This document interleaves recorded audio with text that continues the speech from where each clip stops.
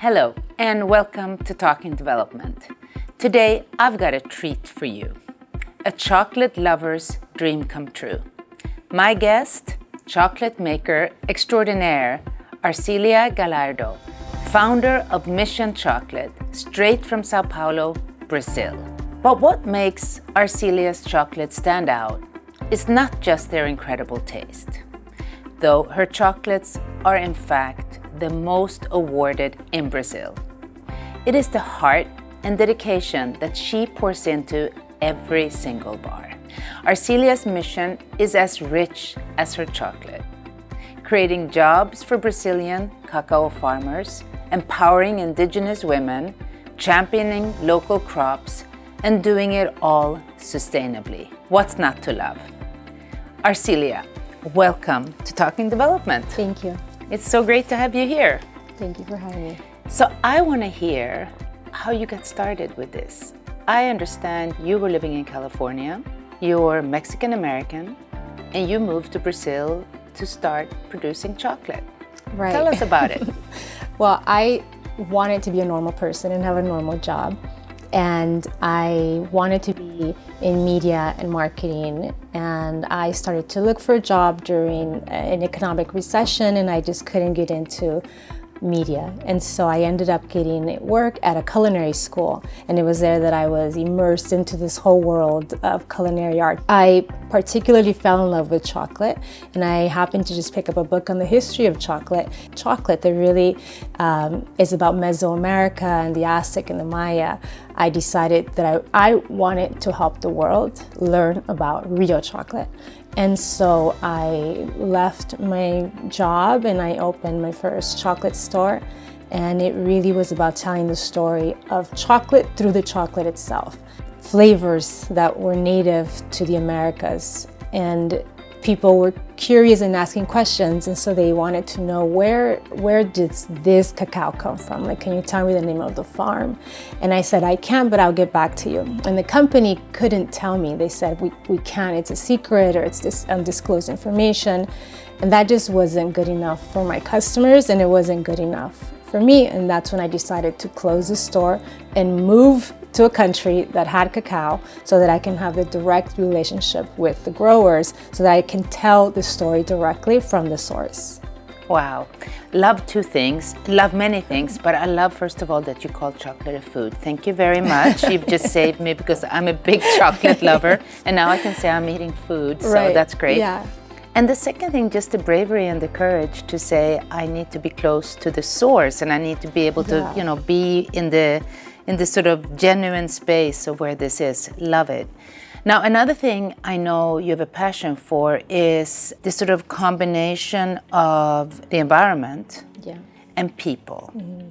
And in setting up this business, how have you been able to pursue both of these passions, caring for people, but also caring for the planet? Right, so this also comes from the teachings of a great Berkeley chef, which is Alice Waters, and her revolution with food in the 70s really is what shaped my concept of making chocolate. So that means that we're going to use what grows around us, and we shouldn't endanger what grows around us, and we shouldn't throw pesticides on what grows around us, because we're drinking the water as well. When I decided to work directly with these communities, it was also making sure that they were taking care of the land, because they live on it. And a lot of the farms, particularly in Brazil, also have schools for their staff's children, that they can bring them to work, and the children actually get an education. And so watching the cacao grow around a school, you don't want to encourage the use of pesticides, unnatural vitamins on the cacao, because it's going to get into their food that they're growing next to that, or their waterways.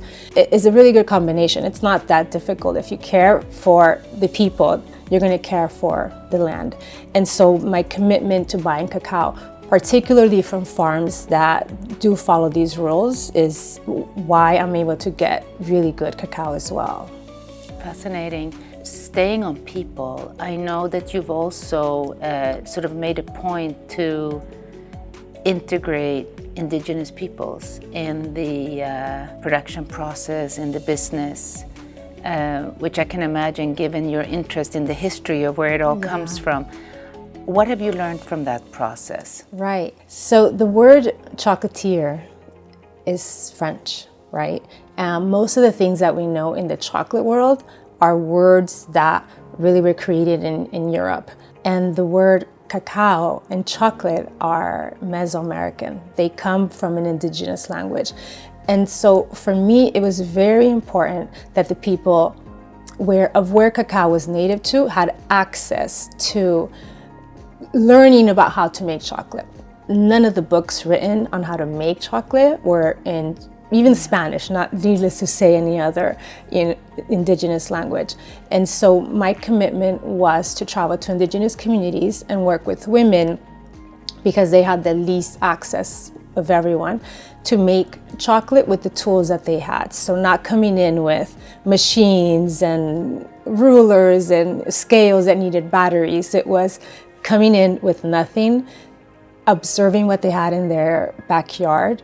We're gonna dry it, we're gonna find a place in the sun for you to dry it, then we're gonna hand peel it, and then we're gonna use another rock to grind it, and what flavors we have in your garden we're gonna take, and we're gonna make our version of chocolate, not what you see in maybe advertisements or magazines. This is your product that we're gonna sell in your community to your people for this price. So creating subsistent businesses, micro businesses, with a new version that actually is a very old version of chocolate, of what chocolate means.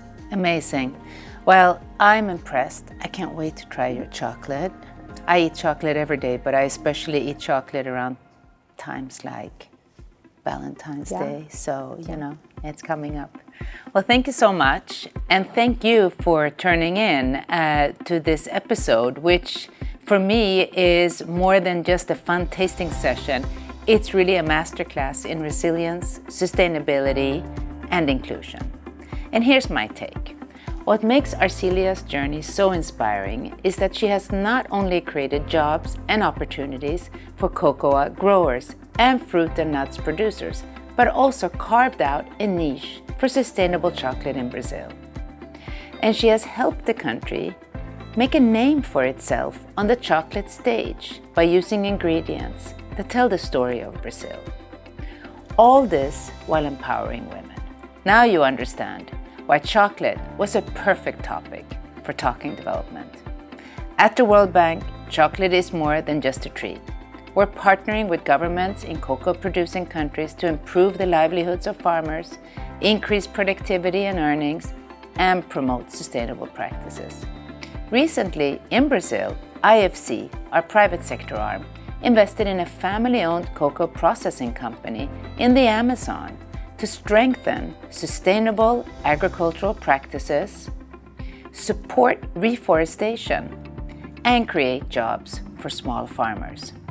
So next time, when you take a bite of chocolate, think about the impact it can have on the lives of people and the health of our planet.